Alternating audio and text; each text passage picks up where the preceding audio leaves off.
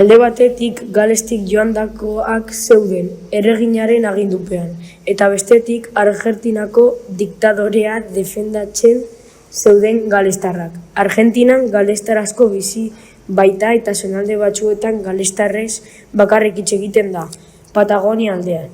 Elkarren kontra egin zuten borrokan, lubakiaren bi aldeetan entzuten zen hizkuntza bera. Bada ematen du gerra horretan sartuta gaudela oraindik. Eten egin zuten Merediden jarduna. Gurekin batera afaltzen egon zen gizon nagusi batek koilara hartu eta kristalesko edalontziaren kontra jo zuen, isiltzeko eskatuz. Bere burua aurkeztu zuen, Gabon, friend naiz, naturalista, eta gauza bat entzun dezazuen nahiko nuke. Hori esan eta CD bat jarri zuen musika ekipoan. Txorien kantak ziren, txio, txio, txio, txoriak.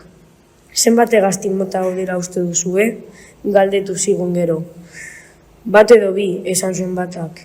3, 4, besteak. Ba ez, esan zuen Fredek. 20 kantu mota daude, 20 txori ezberdin batera kantatzen. Eta txoriena egin berri genuen errezitalarekin lotu zuen. Zuek entzunda ematen zuen txoriak zinetela kantari. Nik 40 urtez entzun izan ditut txoriak basoan.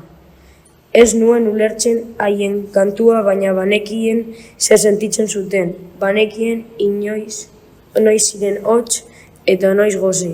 Banekien noiz zeuden gaitzen batek jota edo maite minez. Nik neuk zuen hitzak banan-banan ulertu ez ditudan arren, badakit zer esan nahi zenidaten.